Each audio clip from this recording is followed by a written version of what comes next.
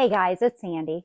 So let's talk about Christmas gifts because this is the most stressful time of the year for so many people, but it doesn't have to be. Let's put some rules down for the best ways to be able to buy gifts. And also, I want to share with you something that you can say if you just don't want to be in that gift exchange. So, first of all, it's crazy the way that our society has become with Christmas gifts that it is just give, give, give, give, give, give, give. And people are going into debt. They are stressed out. Um, it's good to give gifts. That's not a bad thing at all. I mean, it just shows love. It shows how much you like someone, enjoy being with them, love them. But there's got to be a better way to do this. And first of all, so many of us are going into stores and don't even know what to get. And we're just spending money on things that don't even get used or somebody doesn't even like or care about. So here's some tips on how to buy Christmas gifts for the people that are on your list. The first thing, and I think everybody knows this, is set a budget and stick to it. You have to. You've got to say, I'm going to spend this amount, and then divide that up however you need to with the people on your list that you need to buy, and then stop. Stop buying once you get to that. And it might be that you go just a little over or a little under on that person. That is fine. Just stop. You have to cap it off. We cannot just keep spending, spending, spending. The credit cards are getting charged by June or by January. People are stressed out because you don't have the money to pay off those. And also, studies are showing that just getting more and more and more stuff does not bring happiness. So when you're trying to give 8 gifts to your child, that doesn't bring more happiness than what 3 gifts would bring. So we got to just rein it in, set a budget, and do not go over it. It has to be a budget that is reasonable for you. So reasonable for what the amount of money that you make. Number 2, I think this one is probably the easiest thing, is ask. Ask somebody what they want. Tell them, the person that you're buying for, say, can you give me a few ideas? And then buy off of that list. Get something that somebody wants instead of just going into the store and having no idea. So you just pick up a shirt, or you just pick up a candle, or you just pick up a cooking utensil, and the person doesn't even want it or need it. So first of all, ask someone. So if they're going to be on your list, and the thing is, you don't know better than what they do. So if there's something they want, get it for them as long as it's within your budget. Get that item for them. And it's nice if you want to surprise them by saying, give me 2 or 3 suggestions, and then go from those suggestions. But if you're just spending money in the store, you know what happens all the time? It doesn't get worn. It doesn't get used. It gets given to a charity or Goodwill or to somebody else, regifted, or it sits in a closet. Sometimes it goes in the trash because somebody just doesn't even want it. So ask, pay attention to what they request, and then go for that. All right, number 2, buy experiences. That is the kind of gift that I like. So that is my love language right there. I don't need more stuff.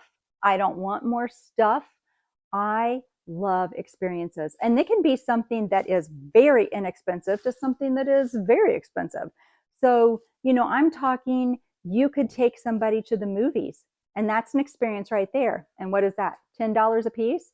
Or it could be all the way up to a vacation. So that's what I mean from something very inexpensive, or coffee. Go to coffee with somebody. And this is the other thing. If you buy the experience, it doesn't mean that you have to be a part of it with them. What happens is when that person is out enjoying that experience, they think of you because you're the one that gave this to them. So they're thinking about you anyway. But if it's something that involves you, that's great. If it's a family gift that the whole family gets to enjoy. So it's for Susie's Christmas gift, and she's going to love it, but the family gets to also enjoy it too. It'd be something like that. Experiences are so important to me because those are memories, and you don't forget that stuff. But you know what you do forget? You forget what was under the tree. You forget what all you opened.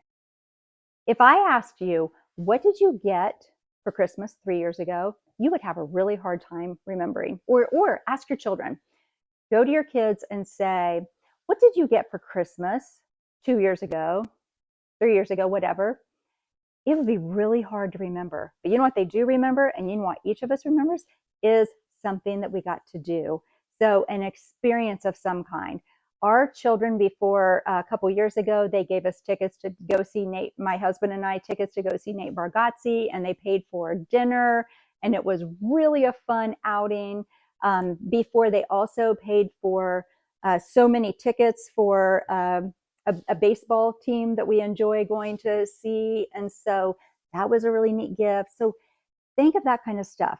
What can you do? We bought tickets to the Ohio State basketball game for our son. That was just one of his gifts, but it was fun because we got to go out, and those are the kinds of things that we remember. So do the things that mean something. Another thing that we did for years with our kids is we took them on a Christmas vacation. Just right after Christmas, the day after, we would leave and go someplace for 3 or 4 days. Those are memories that they remember. If I ask them, what did you get as a kid for Christmas? Oh, they'd have a hard time trying to remember, what all you got. Because stuff doesn't make lasting memories. Experiences make lasting memories. Number 3, another thing you could also do is limit the amount of gifts. So maybe just 3 gifts are what your children get, or 4 gifts.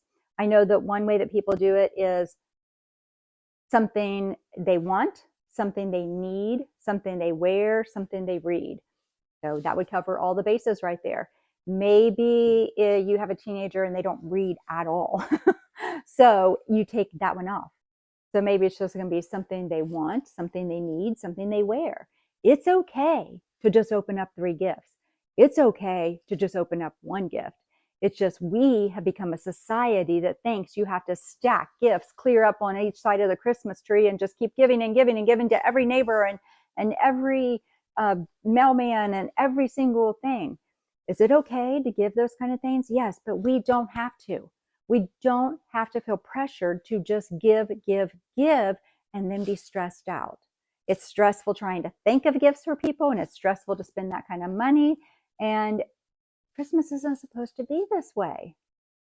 And then the last thing I want to say is, if you get into a gift exchange that you don't really want to do, so maybe it is, I don't know, with a group of friends or at your office or your family even, and you just don't want to do it, all you have to say is, I'm sorry, I'm just going to take a break this year. And we're just doing things a little bit different this Christmas. That's all you have to say. And you know what? I think everybody respects that too, because anybody that actually cares about you doesn't want you to go into more debt to get a gift for them or to be in a gift exchange. But also, if you just don't want more stuff. All right, you guys, I hope this was helpful. Give you a few Christmas tips. Don't get stressed out. We're supposed to enjoy Christmas. That's all I have for now. Until next time, I'm out.